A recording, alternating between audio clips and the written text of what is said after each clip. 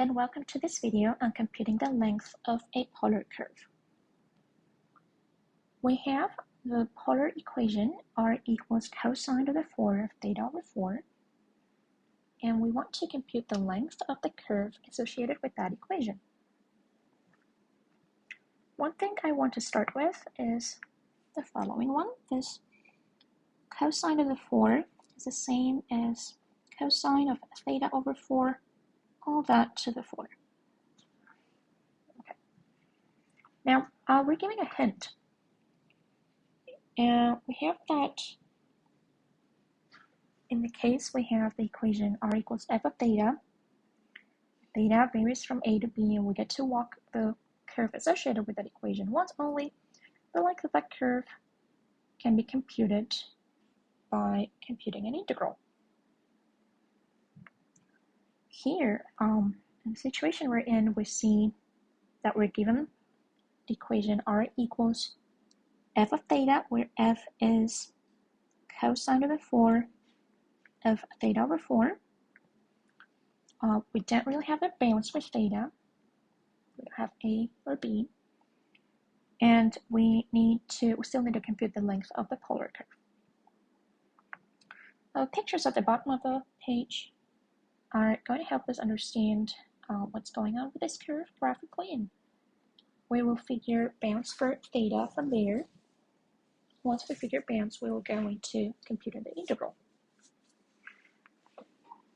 Now, on the right here, we see the curve associated with that equation. You can get that graph using, for instance, Desmos or many other tools.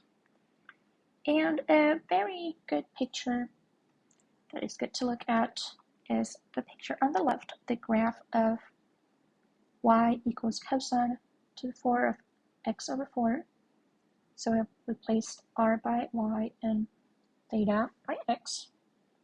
And we see how y varies as x varies. There's a relationship between the pictures we have here. So let's just outline some key connections. For instance, the point we see here, 0, 1. That point is going to correspond to the one right here.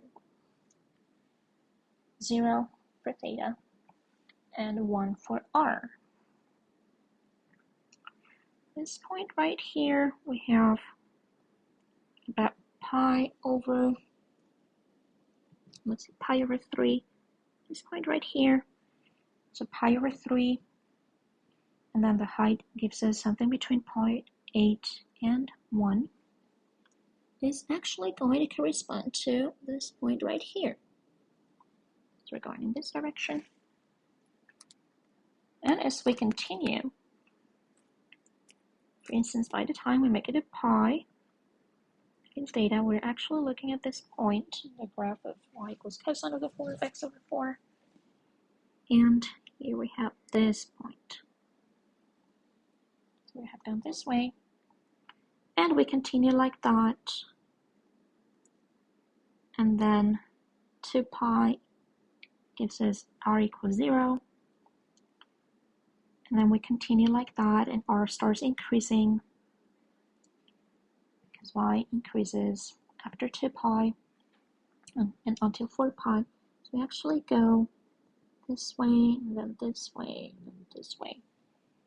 So we get to cover the curve as theta varies from 0 to 4 pi. This point right here graphically corresponds to this point right there. So to walk the curve fully and once only, it's enough to vary theta between 0 and 4 pi. So a equals 0 and b equals 4 pi are good choices. Those are not the only choices, but it's probably the simplest ones we can work with. All right. Now, now that we have a and b, the bounds for theta, and we know f of theta, we're given f of theta from the beginning, let's start computing the length of the polar curve. Let's use this formula right here. And we're going to move on to the next page. We're going to write L equals all that, and see what happens. So we have L equals the integral from 0 to 4 pi, We have A equals 0, equals 4 pi, and then the integral of f of x, and that's our cosine of the 4 of theta over 4 squared.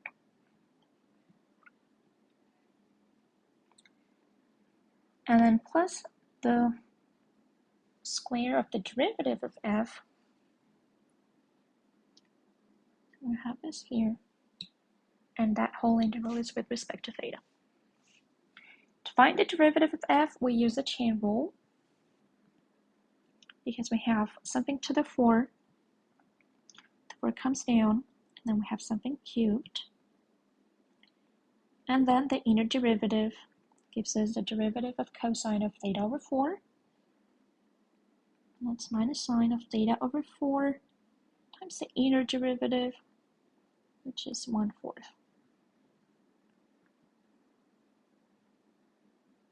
Okay. So there we have that. So we're computing the integral from 0 to 4 pi. Cosine of the 4, that's the same, and then square, that's the same as cosine of the 8. And then the 4 and the 1/4 go away together. Cosine cubed squared becomes cosine of the 6. Minus 1 squared is just 1, and sine gets squared. So we get this expression. Okay. Next, we're going to use some algebra and then trigonometry. Remember the cosine to some power, and then the angle is the cosine of the angle to that whole power. This term right here have cosine in common. They actually have cosine of a 6 in common. We pick the lowest power cosine, and then we're left with the square of cosine from the first term and the square of sine from the second term. You can see that cosine of the 6 times cosine squared gives us cosine of the 8, and cosine of the 6 times the sine squared gives us cosine of the 6 times sine squared. And then the trigonometry part comes in. This right here is actually a constant, it's 1. Because the cosine squared of an angle plus the sine squared of that same angle is always equal to 1, no matter what the angle is. So we're actually looking at the cosine of theta over 4 to the 6.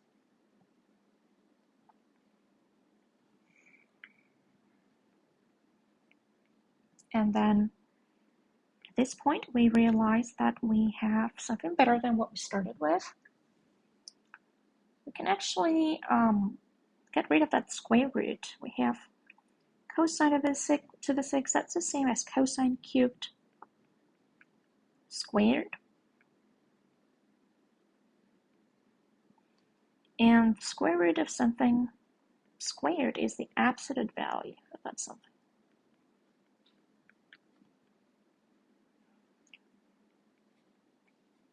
We have square root of something squared is the absolute value of that something. Remember that the absolute value is the same thing if the thing is positive or 0, minus a thing if the thing is negative.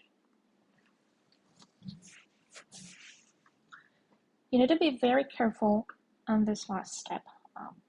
Getting rid of square root is possible, but you're left with an absolute value. And then at this point, we see we have this integral we need to work with the absolute value. We need to see what happens with absolute value of the cosine cubed of theta over 4. Cosine of an angle varies between -1 and 1. When we cube a number between -1 and 1, we get something between -1 and 1 again. In principle, the absolute value of the cosine cubed of an angle could be could give us something different from the cosine cubed of the angle. But cosine cubed is something negative. So at this point, it's useful to look at the graph of this function. We're taking the absolute value of to compute the integral from 0 to 4 pi. I have the graph right here on the next page. This is that graph of y equals cosine cubed of x over 4 as x varies between 0 and a little bit more than 5 pi. We're interested in what happens between 0 and 4 pi, because theta was varying between 0 and 4 pi. We can see that the cosine cube becomes negative after 2 pi. So we can actually say that the absolute value will sometimes give us negative cosine cubed of theta over 4. And we can actually observe a symmetry here. This function cosine cubed of x over 4, it's a very special function. It's actually, we can see that this area right here, it's the same as the area right there. It comes from the symmetry of trigonometric functions. Cosine is repeating itself at some point and after some point, and we actually have that the cosine of an angle is related to the cosine of the angle plus pi. We're not going to go into the details, but if you're curious about it, just write a comment. I'm happy to expand on why we have this symmetry. The idea is that this integral we're computing, that was L equals the integral from 0 to 4 pi of the absolute value of the cosine cubed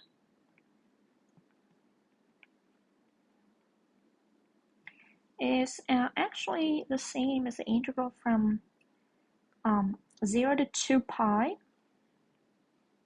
multiplied by 2.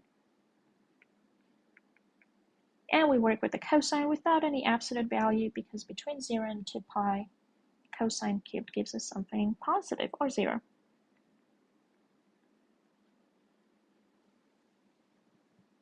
All right.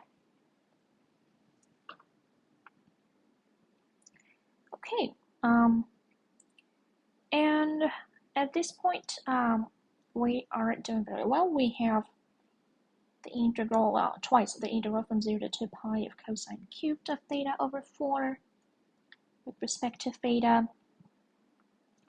The next thing we can do is we can probably take a look at a trig identity. So we're going to write cosine cubed as cosine squared, or better cosine squared times cosine. And then we're going to rewrite cosine squared in terms of sine. We'll have 1 minus sine squared of theta over 4. That's another trig identity. So this way, we can rewrite cosine cubed as 1 minus sine squared of theta over 4 times cosine of theta over 4, and then d theta. And what is good about rewriting cosine cubed of theta over 4 that way is that we can use substitution. We see something in terms of sine here times a cosine at the same angle, theta over 4, we have a very good substitution we can work with. Let's make v or u, say u, equals sine of theta over 4. Then when theta is 0, u is the sine of 0 over 4.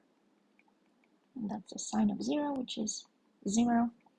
When theta is 2 pi radians, u is the sine of 2 pi radians over 4.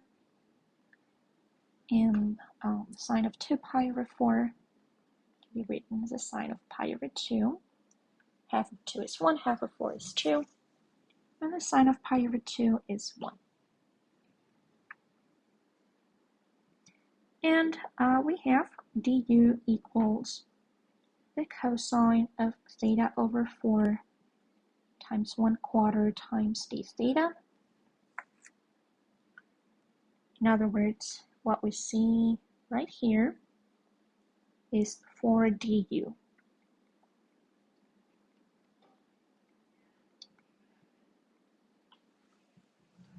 Okay, now we move on to the next page and apply the substitution.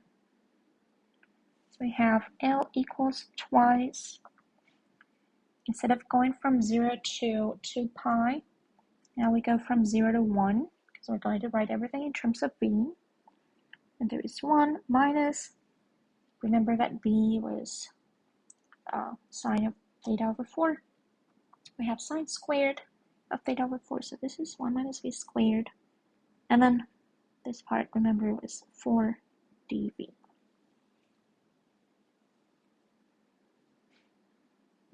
Then we have 2 multiplied by 4, that's 8. Integral from 0 to 1 of 1 minus v squared dv. 1 integrates to v. V squared integrates to v cubed over 3. And we have those bounds 0 and 1. We're subbing 1, and we get 1 minus 1/3. We're subbing 0, we get 0. So we end up with 8 multiplied by 3 thirds minus 1/3. That gives us 2/3. We get to number 16 over 3. And this is the answer.